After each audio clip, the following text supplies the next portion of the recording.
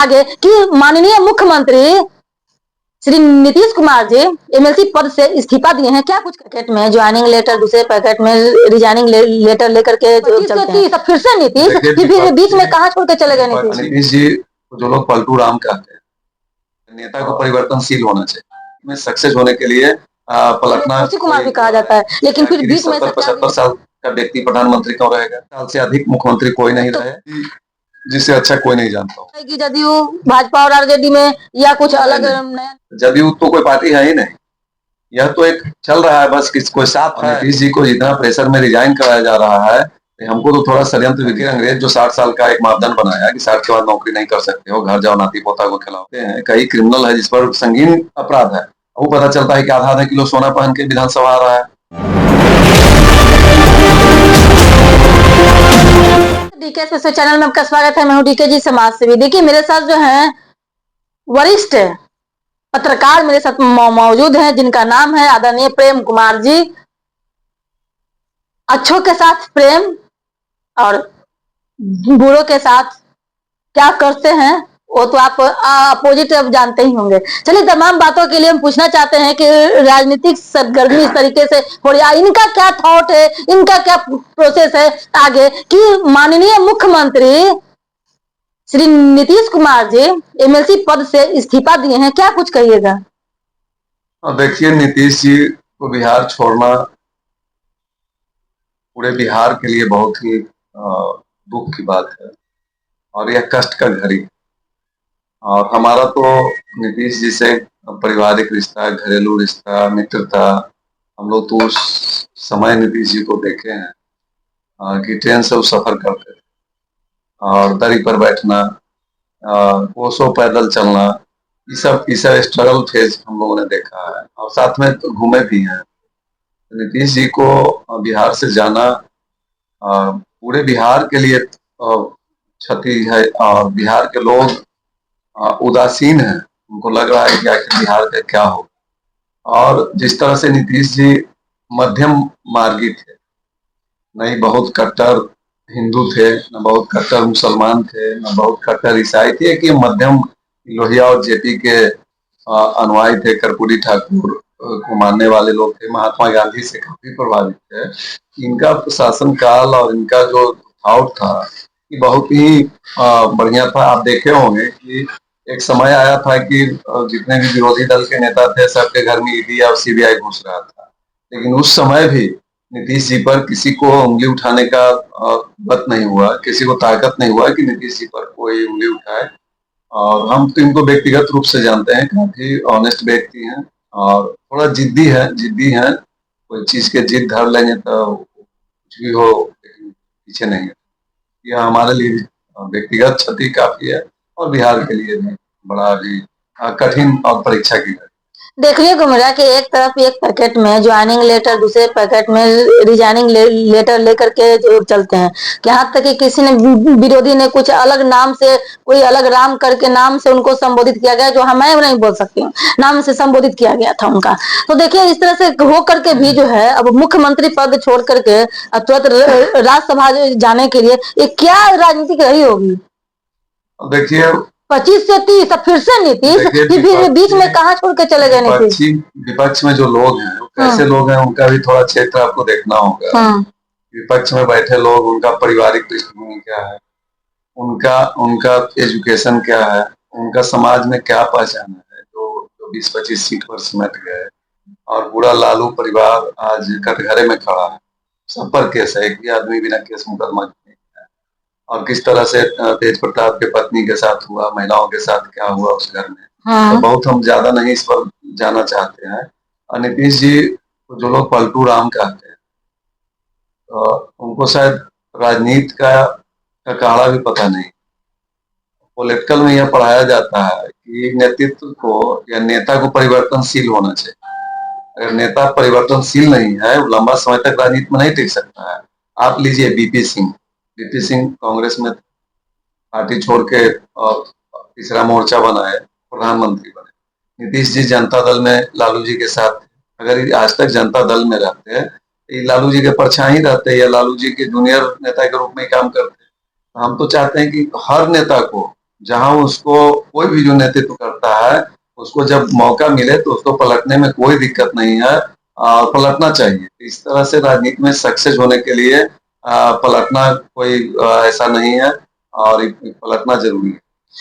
आखिर अच्छा किए तो, लेकिन उन महिलाओं के साथ क्या होगा जो उन पर भरोसा जताए 50% महिलाएं, जो इस बार जो है वोट उनको मिला 25 से 30 फिर से नीतीश को लेकर के था, नारा था, एनडीए का नारा था, लेकिन बीच में लेके क्या ऐसे कारण हो गए कि वो तो ऐसे व्यक्ति हैं जब अंतिम सांसें भी जो है सीएम के कुर्सी पर लेने, उनको कोई लोग कुर्सी कुमार भी कहा जाता है, लेकिन फिर बीच में ऐसा क्या रीजन प्रक्रिया हो गई कि उनको जो है राज्यसभा गए। कोई भी आदमी जज कलेक्टर का नौकरी छोड़ कोई चपरासी का, कितनों के राज्यसभा, कितनों के लोकसभा, कितनों के प्रधानमंत्री, कितनों के मुख्यमंत्री उन्होंने बनाए हैं, आज खुद इस तरीके से। देखिए यह जो घटनाक्रम है, हम तो लगातार इस बात को उठाते हैं कि राजनीति में भी रिटायरमेंट का एज फिक्स, जब 60 साल के बाद कोई व्यक्ति सिपाही नहीं रह सकता है, कोई चपरासी नहीं रह सकता है, कोई किरानी नहीं रह सकता है, कोई शिक्षक नहीं रह सकता है, या आखिर 70-75 साल का व्यक्ति प्रधानमंत्री क्यों रहेगा, कोई मुख्यमंत्री क्यों रहेगा, कोई एमएलए क्यों बनेगा, कोई मुखिया क्यों बनेगा। इसमें एज का निर्धारण हो और एक रिटायरमेंट का एज हो कि एक सर्टेन एज के बाद उनको राजनीति से हटना पड़ेगा, ऐसा एक मापदंड बनना चाहिए। जनता भी कह रही है कि मतलब कि कुछ जयचंद लोगों ने जो है खाली कुर्सी, कुर्सी तो खाली नहीं है, खा गई कुर्सी उनको। बिहार प्रतिभा का धनी प्रदेश है और यहाँ तो हर व्यक्ति में क्षमता है चीफ मिनिस्टर बनने की, साधारण जगह नहीं है। ये तो वैशाली हमारा लोकतंत्र का जननी रहा है और नए लोगों को अगर मौका मिलता है तो उनका भी प्रतिभा देखने का अवसर मिलेगा। और ये तो हम तो चाहते हैं कि मुख्यमंत्री का पद रोटेशन के आधार पर हो, जैसे अगर 5 साल का सेशन है तो 5 लोगों को रोटेट कराया जाए उस पद को, कि 1 साल ही मुख्यमंत्री रहेंगे, 1 साल वो रहेगा, 1 साल वो रहेगा, इस तरह से रोटेशन में हो तो ज्यादा बेहतर होगा। एक ही व्यक्ति जब किसी जगह बैठ जाता है, देखते हैं ना, पानी जब एक जगह जम जाता है तो पानी में सड़न शुरू हो जाता है, दुर्गंध स्टार्ट हो जाता है, बड़ा बड़ा बैक्टीरिया और उसमें फंगस और जीवाणु विषाणु पनपने लगता है। तो जब पानी नहीं रह सकता एक जगह, एक व्यक्ति अगर कोई चेयर पर लगातार बैठा रहेगा तो उसका अहंकार होगा, उसके इर्द गिर्द दलाल, चमचे, ठग, फ्रॉड का जंबाड़ा लगेगा, तो ये गड़बड़ है। हम तो चाहते हैं कि मुख्यमंत्री रोटेशन से बने और 1 साल से अधिक मुख्यमंत्री कोई नहीं रहे और उसका रोटेशन होते रहेगा। इतना सारा मुख्यमंत्री बनने में आएगा सर, तो क्या लग रहा है कि आपको मुख्यमंत्री बनने में जो दिक्कत परेशानी नहीं होगा? ना अच्छा है, दिक्कत क्या है? क्या है, बच्चों लोग को याद करने में दिक्कत होगा। बढ़िया है कि अगर मान लीजिए 150 को मुख्यमंत्री हो जाता है तो हमारे यहाँ बहुत सा पूर्व मुख्यमंत्री रहेगा। अब वर्तमान मुख्यमंत्री तो सब जगह जा नहीं पाते हैं, तो पूर्व मुख्यमंत्री उस कार्यक्रम में जाएगा। इसमें क्या दिक्कत है? अभी बिहार में 20 साल के शासन में नीतीश जी 10 बार शपथ लिए, बीच में कुछ दिन के लिए जीतन राम मांझी जी भी आए कि आप नए लोगों को मौका दीजिए, इसमें कोई दिक्कत नहीं। तो क्या लग रहा है कि इस बार बिहार का जो है भविष्य एनडीए के हाथ में, बीजेपी इस बार सरकार बना रही है, बीजेपी का सीएम होगा या कौन होगा सीएम? क्योंकि आप एक वरिष्ठ पत्रकार भी हैं, राजनीतिक विशेषज्ञ भी हैं, क्या आपका मानना क्या है आपका? देखिए, जिस तरह आपका मानक गणित क्या कह रहा है? जिस तरह से रिजाइन हो गया नितिन नवीन जी का, जिस तरह से रिजाइन हो गया नीतीश जी का, यह तो तय है कि कोई नए व्यक्ति के हाथ में कमान जाएगा। क्या निशांत होंगे? कौन बनेगा यह तो बात मोदी जी से अच्छा कोई नहीं जानता होगा, कारण कि भाजपा का निर्णय और खास करके प्रधानमंत्री मोदी जी का निर्णय हमेशा चौंकाने वाला होता है। और जहां तक निशांत की बात है, निशांत अभी कोई दायित्व संभालने के योग्य नहीं है। क्या कैसे नहीं योग्य है? राबड़ी देवी से तो अच्छे योग्य है भाई संभालने के लिए। राबड़ी देवी 5 साल संभाल दिए, कर दिए, और निशांत नहीं संभाल सकते हैं कि जो लालू की वही काम भाजपा गठबंधन के लिए भी करे। नहीं, एक थॉट तो आप बोल रहे हैं, कंपेरिजन कर रहे हैं। उनको कुछ दिन लर्निंग पीरियड में रखा जाए, एक्सपीरियंस उनके पास हो, तब उनको कोई जिम्मेदारी में लाया जाए। और बहुत तरह का आरोप लग रहा है कि परिवारवाद के गिरफ्त में नीतीश भी आ गए, तो हम इसको बुरा नहीं मानते। परिवारवाद कोई बुरा नहीं है, अगर किसी में कैपेसिटी है, योग्यता है, मेरिट के आधार पर आता है तो उसमें कहीं परिवारवाद और वंशवाद नहीं। हाँ, अगर वो अनुकंपा पर आता है तब जरूर यह प्रश्नवाचक चिन्ह। तो क्या आने वाले समय में आदरणीय निशांत कुमार जी का क्या भविष्य रहेगा, क्या कुछ आगे होने वाला है? जदयू का कमल कौन संभाल सकता है, कैसे क्या होगा? क्या विलय हो जाएगी जदयू भाजपा और आरजेडी में, या कुछ अलग नया निखर के कोई आएगा? अब देखिए, जदयू का ऐसे कोई अस्तित्व है नहीं। नीतीश जी अकेले चुनाव लड़े लोकसभा में, इनको मात्र 2 सीट आया। अकेले ही लड़े थे समता पार्टी से बिहार में, इनको 5 एमएलए जीता। आज भी अगर जदयू अकेले जाता है बिना गठबंधन के, राजद के साथ या बीजेपी के सहयोग के, इनका स्थिति यही है। नवादा नालंदा में 2-3 सीटें जीत जाए किसी तरह से, तो ठीक है। इनका कोई वजूद है नहीं। जदयू तो कोई पार्टी है ही नहीं। यह तो एक चल रहा है बस, किस कोई साथ है इनका, शून्य है।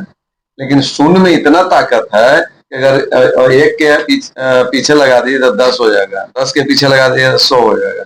ये कैपेसिटी क्या मतलब कि अकेले अगर चुनाव अगर लड़ते तो क्या उनको 123 सीट नहीं आते? उनको मुश्किल से 10 सीट आएगा अकेले अगर चुनाव लड़ते तो। और तो लोग तो कह रहे थे कि इस बार जो चुनाव है 25 से 30 को लेकर के जो है, मान लिया जाए 10,000 हो या किसी चीज को लेकर के महिलाओं का वोट जो उनके साथ जो रहा है, तो क्या लग रहा था कि 25 से 30 को लेकर के एनडीए का सिर्फ था कि सिर्फ उनका ही वोट था? नहीं, वोट जो है, जब हम क्या बताए कि या तो राजद के साथ इनको जाना है, राजद के साथ जाने से इनको माई समीकरण का वोट मिलता है, ज्यादा मुस्लिम का एक मुश्त वोट मिल जाता है इनको, 24%, तो उसका बेनिफिट इनको मिलता है। या फिर इनको एनडीए के साथ जाना होगा, तभी सरवाइव करेंगे। जिस दिन इंडिविजुअली लड़े हैं, जीते भी है ना, इंडिविजुअल लड़े, इनका 2 एमपी जीता था बिहार में। एक कौशलेंद्र जीते थे नालंदा से, और एक संतोष कुशवाहा जीते थे पूर्णिया से। बाकी इनका 0 वोटा सन्नाटा हो गया। ये समता पार्टी से लड़े थे चुनाव, 5 एमएलए इनका जीता, और आज भी कमोबेश यही स्थिति है। बहुत स्थिति में परिवर्तन नहीं हुआ है। यह जो गठबंधन की राजनीति है, और नीतीश जी को जितना प्रेशर में रिजाइन कराया जा रहा है, हमको तो थोड़ा षड्यंत्र भी दिखता है। कुछ साजिश तो अंदर अंदर नहीं हो रहा है। यह बड़ा अभी सचेत रहने का समय है। किसको? जदयू को? हाँ, जदयू को सचेत रहना होगा। क्या अंदरूनी कलह हो सकती है क्या?